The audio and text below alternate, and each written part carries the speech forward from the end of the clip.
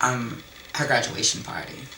So like a lot of the family hadn't seen me in a long time, and we had like a beautiful time, but it was just kind of like a big deal about me. Like my whole family was just making a big deal about me. So getting into the car, leaving out, we were all slightly tipsy, but my mom had said something like, "Oh yes, because I was the baddest bitch in there tonight."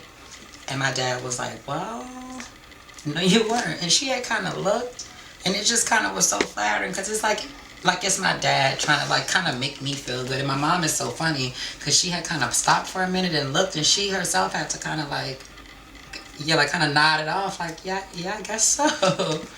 Okay. Yeah. So fast forwarding a little bit during that time. How the hell did you get into Ballroom? I got into Ballroom. I went to a few gay clubs in Atlanta when I was first there with my friends, and I'm trying to think how it started. Like, just kind of through networking. Like, you know how you recruit and you scout people. So think about seeing me in the club and I'm hanging out with my friends.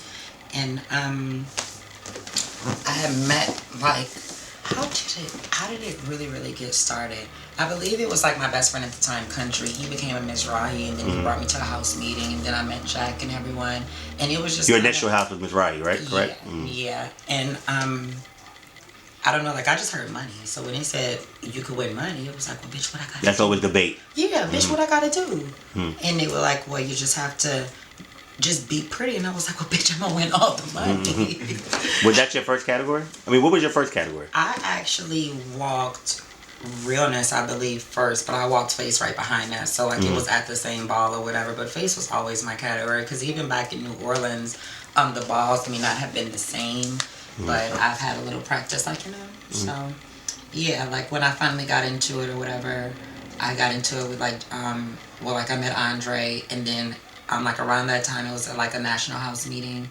So I went to New York. I was able to meet Jack and Barbie and Trig and everybody like that. So it just, yeah, like, it just... So how was your experience with the Mizrahis, like, with those names you named? What was the experiences with them at that time? It was, that's my family, like, you know what I mean? Like, I have love for... like a lot of houses. Like, the only houses that I've been in, well, that count to me, have been kind of Mizrahi and Chanel. Like, no offense if I forgot something, but I believe that that's the only houses or whatever. But both of those are very family oriented. Like, when I was in New York, and then kind of by me being so young, Jack and Andre, like, it just really, like, I'm just thankful for them. Like, you know what I mean? Like, I'm thankful for them because just kind of being younger and not having much. And then, I mean, like, even when I had, like, it's just about the common sense of things that I may not have been too sharp about. Like, it's just to have them kind of there and help me out or whatever. Like, I really appreciate it. How was it the night when you won the 5 stacks? It was amazing. Actually, my best friend Vanessa was there, and my boyfriend at the time was there, and it was just unreal. Like, I believe I was 21, 22. I think I was 21, but yeah, like, it was just amazing. Did you feel it like you was gonna win it, or it just worked out that night? When I got my hair done, my friend Vanessa, like, my best friend Vanessa was like, bitch, you gonna win, bitch, you gonna win. And I don't know, like, I always like to look at things from the pessimistic side just so I can be prepared. And if they turn out the way that I want them to, then that's good. But I don't know, like, I'm just a very kind of whatever happens type of person. Like, did I feel like I deserved to win? Yes. And then kind of being there, like they had a lot of controversy going on and stuff like that. And like, I remember, like, it was a moment because I was on the side waiting, and like, it was kind of like a big kind of hoopla, and I almost started crying. So I was like, oh shit, like, they're not even gonna finish the ball. And my boyfriend was like, don't you fucking cry. But I was like it's not even gonna finish. So I'm just happy that it all kind of played out the way that it did. Who, if it was, would you say was your ballroom rival when you was walking balls?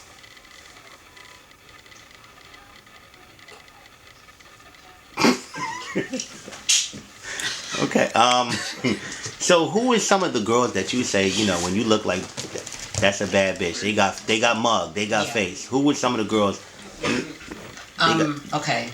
Upon me kind of growing out, were growing up or coming out, like, I met Barbie and Trigony, and those were like my big sisters. Like, in my mind, like, they were just flawless, like, face, body. Like, I just loved the whole look that they gave. It was a girl.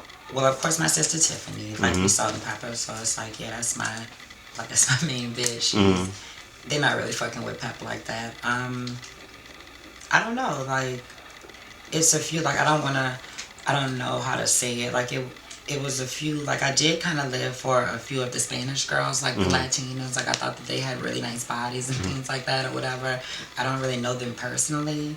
But yeah, like, when I see a bad bitch, I say it's a bad bitch. Like, it's not like I can't give credit. Like, there are so many beautiful girls. And girls come in all different shapes and sizes.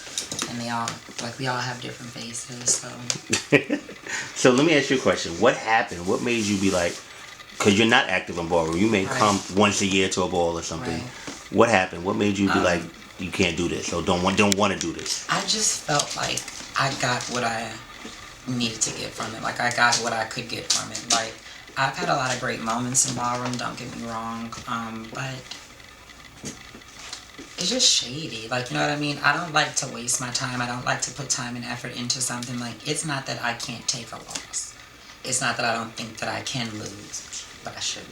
But that's not, you know what I mean, kind of what it is. But it's when, and it's not even just as far as I go. Like, I've seen girls who put time and effort and bring the category, and then because of some shade or something going on, it's not given to them, or they're chopped, or they're, like, I do not have time for that. Like, I cannot do that. I have been wronged, in my opinion, a few times, and I still kind of came back and kept coming back, but you're kind of like, you're only going to slap me in my face kind of so many times. Like, you know what I mean? What's one time you definitely feel you was wrong?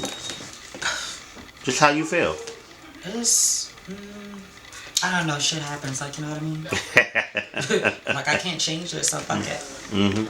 So let me ask you this. What is the best thing you learned about ballroom? The best thing I learned is to not take it personal.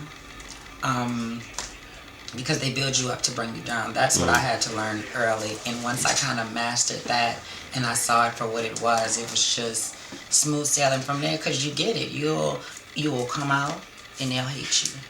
And then you'll do something and then they'll love you and they'll praise you. And then as soon as you don't do what you want them or what they want you to do, or, do you know what I mean, kind of do anything on, you know what I mean, kind of, as soon as you do anything that they don't like, then it's fuck you and shun you and shade you. And baby, child. I had a spotlight with Mika a few months ago, and she talked about that she feels like the scene is damaging to trans women in a lot of ways. Like, and I was talking about it with someone else earlier, just a little while ago.